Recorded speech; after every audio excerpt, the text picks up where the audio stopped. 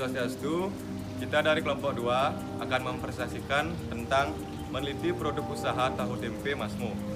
Jadi, yang pertama, landasan teori. Landasan teori dapat dibagi menjadi 4, yaitu pembelian bahan baku, biaya pembelian, biaya produksi, dan kaitan antara pembelian bahan baku dengan biaya produksi. Jadi, yang pertama, pembelian bahan baku. Artinya, penting dari bahan baku itu sangatlah dibutuhkan dalam kegiatan proses produksi karena bahan baku akan diolah menjadi produk. Untuk itu, bahan baku sangatlah penting dalam menunjang keberhasilan kegiatan proses produksi. Hal ini disebabkan karena pembelian bahan baku sangat mempengaruhi bentuk atau komposisi produk, jadi secara kuantitas maupun kualitas serta harga jual produk. Berikutnya ada biaya pembelian. Biaya pembelian adalah harga pembelian material yang dipesan dari perusahaan supplier, yaitu sejumlah biaya yang dikeluarkan oleh perusahaan supplier untuk melaksanakan proses produksinya. Biaya ini terdiri dari biaya untuk penyediaan bahan baku, biaya untuk pemrosesan, ditambah dengan biaya-biaya yang lain termasuk sejumlah keuntungan yang wajar harus diterima oleh perusahaan supplier sebagai imbalan dan usahanya. Berikutnya, yang ketiga, ada biaya produksi. Perusahaan mempunyai fungsi pokok yang lebih kompleks dibandingkan dengan perusahaan dagang dan jasa. Hal ini disebabkan karena perusahaan harus mengubah bentuk barang yang dibeli menjadi produk jadi atau siap pakai. Sedangkan perusahaan dagang langsung menjual barang-barang yang dibeli tanpa melakukan perubahan bentuk. Faktor ini memiliki kepastian yang relatif tinggi, yang berpengaruh terhadap penentuan harga jual. Oleh karena itu, untuk memperoleh dan mengolah bahan-bahan menjadi produk, dalam kegiatan proses produksi diperlukan dana atau biaya untuk menutup pengeluaran biaya-biaya tersebut. Yang terakhir, kaitan antara pembelian bahan baku dengan biaya produksi. Pada pembahasan sebelumnya, telah dijelaskan bahwa tujuan daripada kegiatan pembelian adalah mendapatkan bahan-bahan atau peralatan yang sesuai dengan kualitas dan kuantitas yang dibutuhkan. Apabila tujuan ini dapat dicapai perusahaan, akan dapat menekan biaya produksi lebih rendah atau efisien, sehingga akan diperoleh peningkatan probabilitas. Hal ini disebabkan karena pembelian bahan sangat mempengaruhi dalam penetapan harga pokok, khususnya dalam struktur biaya. Bila biaya yang dikeluarkan untuk mendapatkan bahan-bahan tersebut lebih tinggi, maka memperkecil tingkat probabilitas perusahaan. Selanjutnya akan dilanjutkan oleh teman saya. Selanjutnya, metode penelitian. Metode penelitian dibagi menjadi 3. Yang pertama, jenis penelitian. Yang kedua, waktu dan tempat penelitian. Yang ketiga, teknik analisis data. Jenis penelitian adalah metode deskriptif analitis, yaitu metode yang memutuskan daripada pemecahan masalah-masalah yang ada pada masa sekarang dan pada masalah-masalah yang aktual. Data yang dikumpulkan mula-mula disusun, dijelaskan, dan kemudian dianalisis. Menurut Ahmadi dan Khalid, suatu laporan yang hanya terbatas pada apa yang nampak dan terdengar saja adalah laporan yang bersifat deskriptif. Waktu dan tempat penelitian. Penelitian ini dilaksanakan di Jalan Gunung Tangkuban Perahu nomor 148 Banjar Tegal Buah, Kota Denpasar, Bali. Kegiatan penelitian yang dilaksanakan meliputi persiapan, pengumpulan data, dan penyusunan laporan. Teknik analisis data. 1. Wawancara teknik ini digunakan untuk mengumpulkan data primer melalui wawancara langsung kepada responden berdasarkan daftar pertanyaan kuesioner yang telah dipersiapkan sebelumnya. Yang kedua, observasi teknik ini dilakukan dengan mengadakan pengamatan langsung terhadap objek yang akan diteliti sehingga didapatkan gambaran yang jelas mengenai objek yang akan diteliti. Yang ketiga, pencatatan teknik. Pencatatan teknik ini digunakan untuk mengumpulkan data sekunder, yaitu dengan pemecatan data yang ada pada instansi pemerintah atau lembaga yang terkait dengan penelitian ini. Selanjutnya, sejarah perusahaan. Denpasar tahun 70-an, Bapak Ngatemo merantau ke Bali, tepatnya tahun 1979. Memulai usaha tahu dan tempe dari yang awalnya membuat sedikit dan membawa arus memanggul, kemudian dengan sepeda ontel, dan hingga bisa saat ini. Pertama kali memulai usaha ini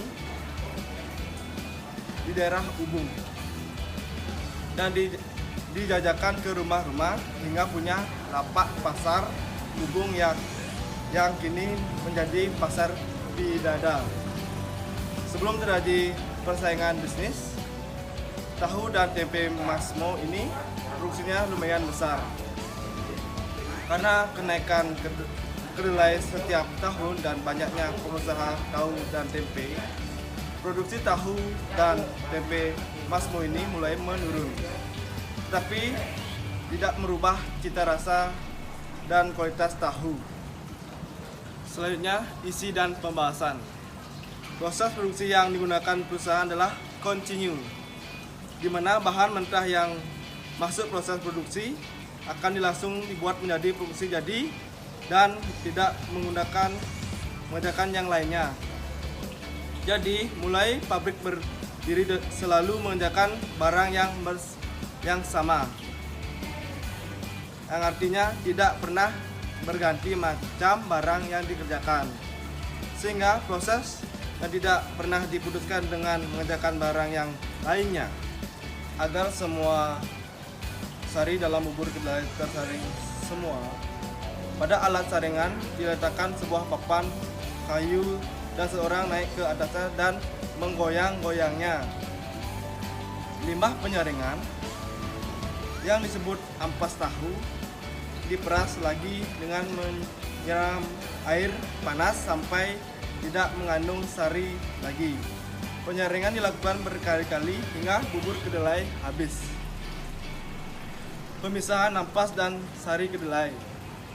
Bubur kedelai dipisahkan dengan sari kedelai dan ditempatkan di wadah yang lainnya.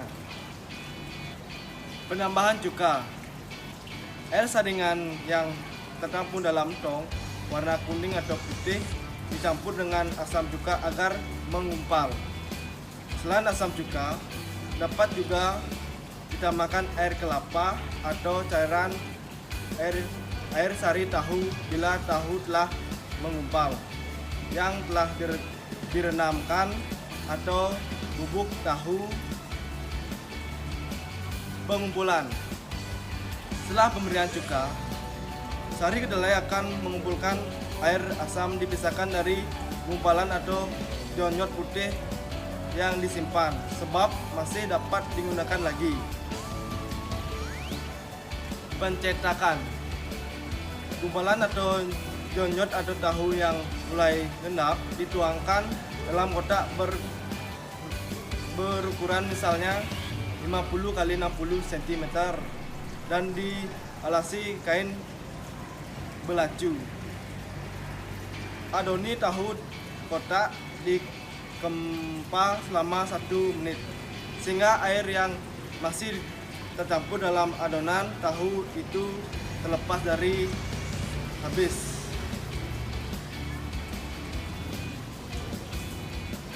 Pemotongan. Adonan tahu berbentuk kotak yang sudah padat kemudian ditaruh dalam bak, dipotong-potong dengan ukuran 6 x 4 cm. Tahu pun siap dijual. Strategi pemasaran.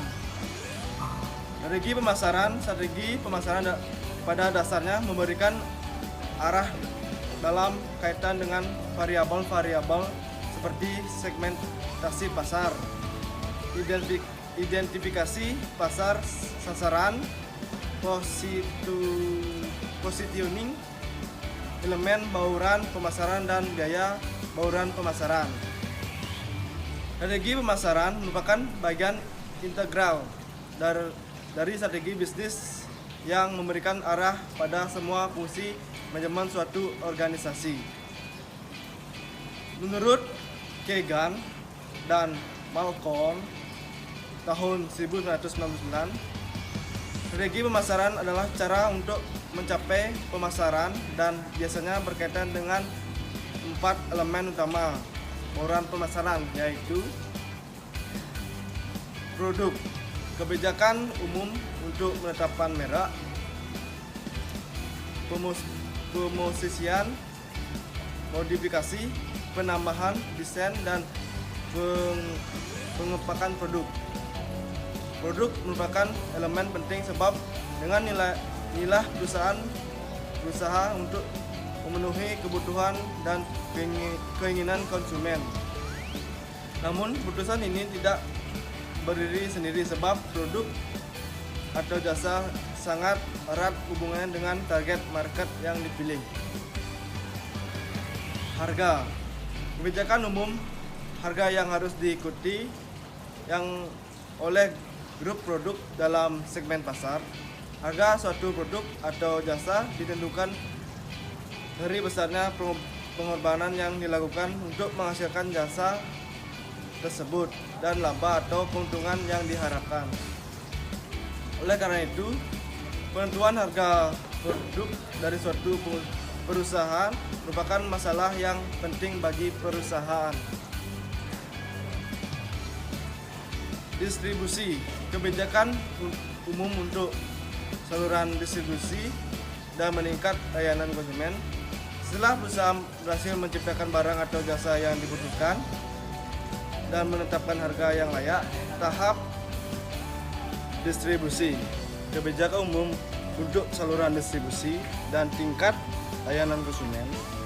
Setelah perusahaan berhasil menciptakan barang atau jasa yang dibutuhkan dan menetapkan harga yang layak, tahap berikutnya menentukan metode yang penyampaiannya produk ke pasar melalui rute-rute yang efektif hingga tiba pada tempat yang tepat dengan harapan produk tersebut berada di tengah-tengah kebutuhan dan keinginan konsumen yang membutuhkan produksi atau produk.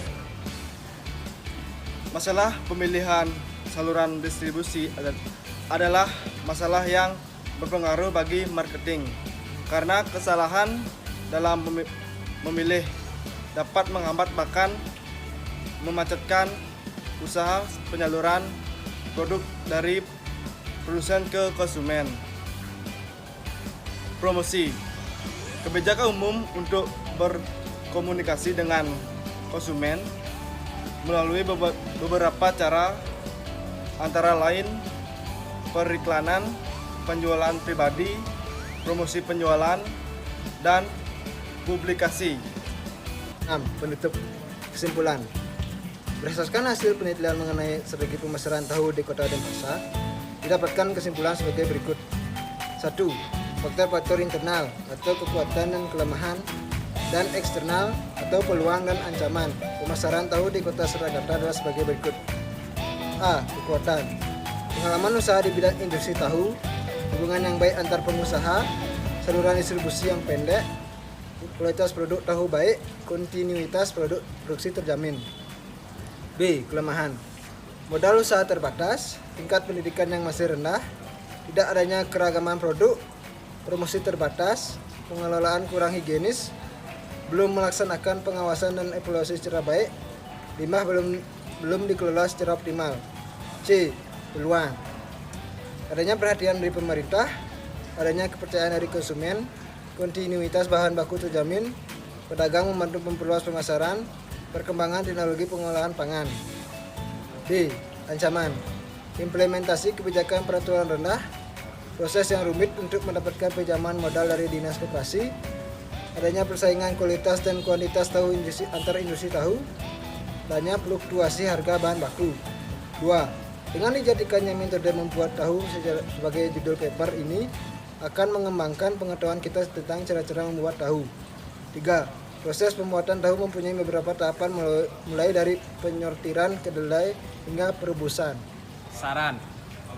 Yang pertama, usaha produksi tahu memang dapat menciptakan lapangan pekerjaan bagi produk sekitar. Oleh karena itu, usaha produksi tahu ini lebih dikembangkan. Yang kedua, limbah dari proses pembuatan tahu seharusnya diolah sebagaimana mestinya, karena limbah tersebut menimbulkan bau busuk dan mengganggu kesehatan serta lingkungan masyarakat sekitar. 3. Pengusaha tahu sebaiknya membuat diversifikasi produk sehingga dapat meningkatkan nilai tambah dari tahu dengan konsekuensi bahwa modal yang dibutuhkan tidak sedikit, dan tetap mempertahankan kualitas tahu dengan memanfaatkan perkembangan teknologi saat ini sesuai dengan permintaan konsumen. Meningkatkan promosi tahu misalnya dengan mengikuti pameran-pameran, meningkatkan standar mutu produk dengan peningkatan kemasan produk dan menjaga kehigienisan produk dan tempat produksi, serta memanfaatkan limbah produksi dengan bekerja sama antar pengusaha dalam hal pembuatan alat pengolahan limbah sehingga dapat dimanfaatkan secara bersama-sama, memperbaiki manajemen keuangan serta meningkatkan jejaring pemasaran. Yang keempat, pemerintah diharapkan lebih memperhatikan industri kecil tahu serta berperan dalam pemasaran tahu dengan cara mengikutsertakan pengusaha dalam berbagai event, pameran, pesta kuliner, dan tetap membina industri. Selanjutnya sesi tanya jawab di video selanjutnya. Terima kasih.